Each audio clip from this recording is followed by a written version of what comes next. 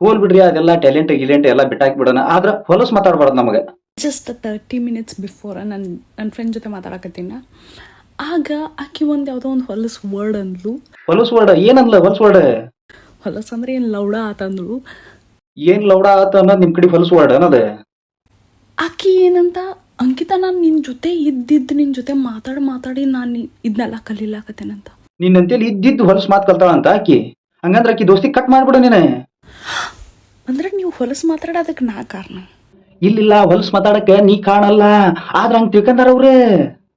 ನಾನು ನಿಮ್ಗೆ ಕ್ಲಾಸ್ ತೊಗೊಂಡಿನಿ, ಒಳ್ಳೆ ಐಡಿಯಾ. ನಿಮಗೆ ಟೀಚ್ ಮಾಡೀನಿ. ಇಲ್ಲ ನೀವೇನು ನನ್ನ ಸ್ಕೂಲ್ಗೆ ಕಾಲೇಜಿಗೆ ಬಂದ ನನ್ನ ಇದ್ರಾಗ ಗ್ರ್ಯಾಜುಯೇಟ್ ಆಗಿರಿ, ನಾನು ನಿಮ್ಗೆ ಹೊಲಸು ಮಾತು ಕಲಿಸ್ಲಾಕ. ನೀವೊಂದು ಇದ್ರ ಬಗ್ಗೆ ಹೊಲಸ್ ಮಾತಾಡಂತ ಸ್ಕೂಲ ತೆಗೆದ್ಬಿಡು, ಅದಕ್ಕೆ ನಾವು ಅಡ್ಮಿಷನ್ ಮಾಡಿಸ್ತೀವಿ. ಜಗ್ ಜನ ಬರ್ತಾರ, ದೊಡ್ಡ ರೊಕ್ಕ ಮಾಡ್ಬೋದು. ಇವ್ರು ಏನಾರು ಚಲೋ ಮಾಡ್ರೆ ಅವಾಗ ಅಂಕಿತಾನ ಹೆಸರು ಬರುವುದಿಲ್ಲ. ಇವ್ರು ಏನಾರ ಕೆಟ್ಟ ಮಾತಾಡ್ರಿ ಅಂದ್ರೆ ಅಂಕಿತಾ ನಿನ್ನ ಸಂಘ ಸೇರಿ ನಾನು ಹಿಂಗೆ ಆಗಕತ್ತೀನಿ.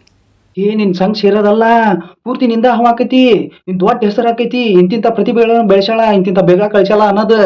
ಅಂದ್ರೆ ನನ್ನ ಸಂಘ ಸೇರ್ಬ್ಯಾಡ್ರಿ ನೀವು ಹೊಲಸು ಮಾತಾಡಕತ್ರ ನನ್ನ ಜೊತೆಗೆ. ನಾ ಯಾವಾಗೂ ಮಾತಾಡೋದಿಲ್ಲ ಹಿಂಗೆ, ಅದು ಬಿಡು. ಬಟ್ ಲೌಡ ಯಾವಾಗಾರ ಯೂಸ್ ಮಾಡ್ತಿರ್ತೇನೆ ಆಯ್ತು.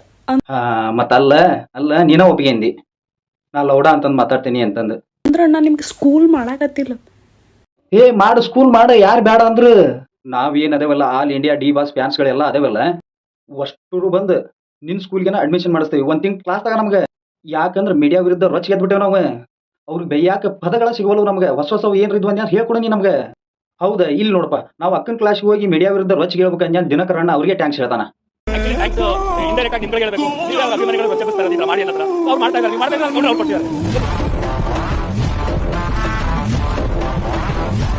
ಹೋಲ್ ಬಿಡ್ರಿ, ಇದನ್ನೆಲ್ಲ ಬಿಟ್ಟಾಕನ ಎತ್ಲಾಗ್ರೆ ಯಾಕಾಗ್ಲಿ ನಮ್ಮ ಬಾಸ್ ದೌಡ್ ಹೊರಗೆ ಬಂದ್ಯಾವ್ರ ಅದ ನಮ್ ಖುಷಿ.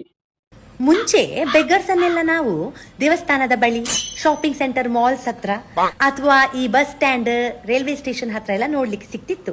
ಮತ್ತೆ ಈಗ ಎಲ್ಲಿ ಸಿಗ್ತಾರ? ಈಗ ಆಗಲ್ಲ. ಈಗ ನೀವು ಖಾಲಿ ನಿಮ್ಮ ಫೋನ್ ಓಪನ್ ಮಾಡಿದ್ರೆ ಸಾಕು, ನಿಮ್ಮ ಇನ್ಬಾಕ್ಸ್ ಅಲ್ಲಿ ಫುಲ್ ಬೆಗ್ಗರ್ಸ್ ಇರುತ್ತೆ. ಒಳಗೆ ಬೆಗ್ಗಿಂಗ್ ಮಾಡ್ತಾರ. From being beggar they have become digital beggar. Digital beggar. ಒಂದು ಇನ್ಸ್ಟಾದಲ್ಲಿ ನಂಗೆ ಒಂದು ಮೆಸೇಜ್ ಬಂದಿತ್ತು.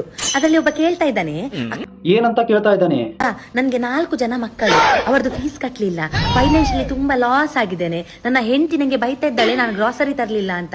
ಒಂದು 7,000 ಇದ್ರೆ ನಂಗೆ ದಯವಿಟ್ಟು ಹಾಕಿ, ದೇವರಾಣೆ ಇಂಟರ್ನೆಟ್ಟಿನ ಆಜ ನಾನು ನಿಮ್ಗೆ ವಾಪಸ್ ಕೊಡ್ತೇನೆ ಅಂತ ಕೇಳ್ತಾ ಇದ್ದಾನೆ. ನೋಡಿ, ಪಾಪ ಬಡವ ಇರ್ಬೋದಕ್ಕ, ಹಾಕ್ಬಿಡ್ಬೇಕಿಲ್ಲ. ಒಂದು ಹಾಯ್ ಇಲ್ಲ, ಹಲೋ ಇಲ್ಲ, ಡೈರೆಕ್ಟ್ UPI ರಿಕ್ವೆಸ್ಟ್ ಕೊಡ್ತೀವಿ. ಅಣ್ಣಂದು ತಪ್ಪ. ಹಾಯ್ ಹಲೋ ಏನಾದ್ರೂ ಅನ್ಬೇಕಿತ್ತು. ಅಂಜಾಂದ್ರ ಅಕ್ಕ ನಿನ್ಗೆ ದುಡ್ಡು ಕೊಡ್ತಾ ಇದ್ಲು. ನೀನು ಕೊಟ್ಟಿಟ್ಟಿದ್ಯಾನ ಬ್ಯಾವರ್ಸಿ ಕೇಳಲಿಕ್ಕೆ? ನೀನು ಯಾವ ಊರ ಬೋಳಿ ಮಗ? ನಂಗೆ ಗುರ್ತಾರ್ಥ ಇಲ್ಲ ನಿನ್ನದು. ಒಂದು ವಿಷಯದಲ್ಲಿ ನಿನ್ನನ್ನು ಮೆಚ್ಚಿದೆ ಮಾತ್ರ. ಯಾವ ವಿಷಯಕ್ಕ ಅದು ಮೆಚ್ಚಿದ್ ನೀ ಅವನ್ನ? ಕಿಸೆ ಖಾಲಿ ಆದ್ರೆ 4 ಕೊಟ್ಟಿದಿ, ಆಗ ನಿನ್ಗೆ ಫೈನಾನ್ಸ್ ಇದು ನೆನಪಾಗ್ಲಿಲ್ವಾ ಮಗ? ಕಮೆಂಟ್ ಮತ್ತೆ ಫಾಲೋ ಸಾಯ್ಲಿ ಆಚೆ. ಲೈಕ್ ಕೊಟ್ಟಿದ್ಯಾ? ಇಲ್ಲ. ಇದು ತಪ್ಪಲ್ಲ ಅಣ್ಣ ನಿಂದು. ಆಕಿಗೆ ಲೈಕ್ ಕೊಡ್ಬೇಕು, ಫಾಲೋ ಮಾಡ್ಬೇಕು, ಕಾಮೆಂಟ್ ಮಾಡ್ಬೇಕು ಅಂದಾಗ ಮಾತ್ರ ಏನ್ ರಾಕೋ ಮೆನಸ್ ಮಾಡ್ತಿದ್ಲಿ ನನಗೆ ದುಡ್ಡು ಹಾಕ್ಲಿಕ್ಕೆ. ಆದ್ರೆ ನಿಂಗೆ ಅಷ್ಟು ನನ್ನ ಹತ್ರ ಇಮೋಷನಲ್ ಅಟ್ಯಾಚ್ಮೆಂಟ್ ನೋಡಂತ ಬಾರಿ ಸಲಿಗೆ ನಿನ್ಗೆ. ಅಷ್ಟೊಂದ್ ಸಲಿಗೆ ಯಾಕೆ ಇಟ್ಕೊಂಡಿ ಅಣ್ಣ ಅಕ್ಕನ ಹತ್ರ? ನೀನು ನನ್ನ ಹತ್ರ ಡೈರೆಕ್ಟ್ ಹಣ ಕೇಳ್ತೀನಿ ನೀನು.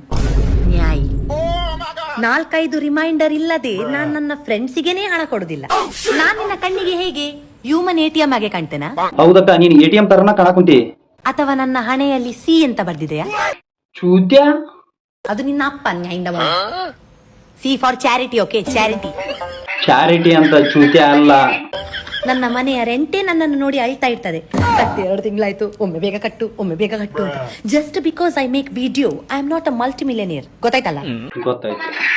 ಮಾತು ಮಾತ್ರ ಕೋಟಿದು, ಕಿಸೇಲಿ ಅಂತೆಲ್ಲ. Bro, it's Instagram, not Kaun Banega financial sponsor. ಹಣ ಇಲ್ಲದಿದ್ರು ಇಂಟರ್ನೆಟ್ ಒಳ್ಳೆ ನಡೀತದೆ ನಿಂದು ಅಲ್ಲ? ಕಳ್ಳ, ಈಗ ಗೊತ್ತಾಯ್ತು ನಿಂಗೆ 4 ಹೇಗೆ ಹುಟ್ಟಿದ್ದು ಅಂತ. ನನ್ನ ಇಂಟರ್ನೆಟ್ಗೆ ಸಹ ಲಿಮಿಟ್ ಉಂಟು, ಆದ್ರೆ ನಿನ್ನ ನಾಚಿಕೆಗಿಲ್ಲಲ್ಲ ಮರೆಯ. ಇವರಿಗೆ ಫ್ರೆಂಡ್ಶಿಪ್ ಬೇಡ, ಫಂಡ್ಶಿಪ್ ಬೇಕು. ಅಲ್ಲ, ನನ್ನ ಮುಖದ ಮೇಲೆ ಗೂಗಲ್ ಪೇ ಸ್ಟಿಕ್ಕರ್ ಅಂಟಿದೆಯಾ? ಇಂಥವರಿಗೆ ನಾನು ಮನುಷ್ಯ ಕಮ್ಮಿ, ಪೇಮೆಂಟ್ ಗೇಟ್ವೇ ಜಾಸ್ತಿ ಕಾಣ್ತೇನೆ.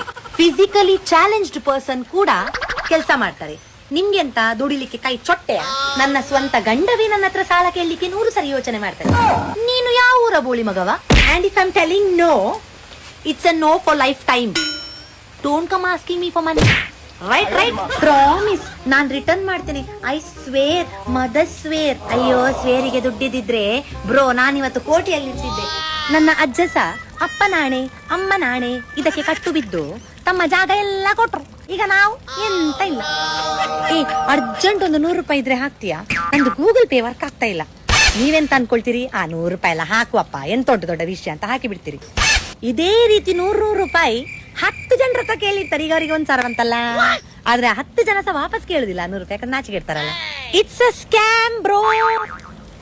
ನಿಮ್ಮ ಲೈಫಲ್ಲಿ ಸಹ ಇಂಥವರಿದ್ರೆ ಇವರನ್ನು ಟ್ಯಾಗ್ ಮಾಡಿ ಲಗಡ್ ತೆಗಿರಿ. ಇಲ್ಲೊಬ್ರು ಅಕ್ಕ ಅವ್ರು IVF ಬಗ್ಗೆ ಏನೋ ಹೇಳಕ್ ಕುಂತಾರ. ಬರ್ರಿ ಅಕ್ಕ, ಮುಂದಿನ ಪೀಳಿಗೆ ಬಗ್ಗೆ ಏನಾರ ಹೇಳಕ್ಕ. ಮುಂದಿನ ಪೀಳಿಗೆಗಳು, ಮುಂದಿನ ಹೆಣ್ಮಕ್ಳು, ಅದು ಎಜುಕೇಟೆಡ್ಗಳು ಏನ್ ಮಾಡ್ತಾರ ಗೊತ್ತಾ? ಎಜುಕೇಟೆಡ್ ಆಗಿ ಏನ್ ಮಾಡ್ತಾರ ಹೇಳಕ್ಕ ನೀನ. ಬಿಡ, ಮದ್ವೆ ಆದ್ರೆ ಏನ್ ಮಕ್ಳಾಗ್ಬೇಕಾಗಿಲ್ಲ, IVF ಐತಿ ಅಂತಂದ ಅದ್ರಾಗ ಹಂಗ ಎಲ್ರು ಹೆಣ್ಮಕ್ಳು ಅದ ದಾರಿ ಹಿಡಿದ್ರ ಮುಂದೆ ನಮ್ಮ ಒಂದು ದೇಶದ್ದಿರ್ಲಿ ನಮ್ಮ ರಾಜ್ಯದ ಪರಿಸ್ಥಿತಿ ಏನಂತ ನಾವು ವಿಚಾರ ಮಾಡಾಕತ್ತೀವಿ. ಇದ್ರ ಬಗ್ಗೆ ನೀನೊಬ್ಬಕ್ಕೆ ನೋಡಕ್ಕ ವಿಚಾರ ಮಾಡಿದ್ದು, ಮತ್ ಯಾರ ರೀತಿಲಿ ಕೆಡ್ಸೋಲ್ರಿ ಇದ್ರ ಬಗ್ಗೆ.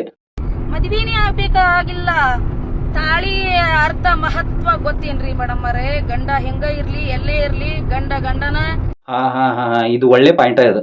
ಈಗ IVF ಅಂತೆಲ್ಲ ಮಾಡ್ಕೊಂತ ಹೊಂಟ್ರ ಆ ಮಕ್ಕಳಿಗೆ ನಾವೆಲ್ಲ ಯಾರ್ ಕಾಕ ಯಾರ್ ದೊಡ್ಡಪ್ಪ ಅಂತ ಹೇಳಕಾಕತಿ? ಕೇಳ್ಬೇಕಾಗಿದ್ದ ಕ್ವಶನ್ ಇದು. ಕೇಳ್ರಿ ನೀವು. ತುಂಬು ಕುಟುಂಬ ಅನ್ನೋದ ನಾವು ಮುಂದ ನೋಡೋದ ಬಹಳ ಕಷ್ಟ ಆಗ್ತೈತಿ. ಹೌದು, ತುಂಬು ಕುಟುಂಬ ನೋಡೋದ ಕಷ್ಟ ಆಕೈತಿ ನಾವು. ಅದು ನಿಮ್ಮ ವೈಯಕ್ತಿಕ.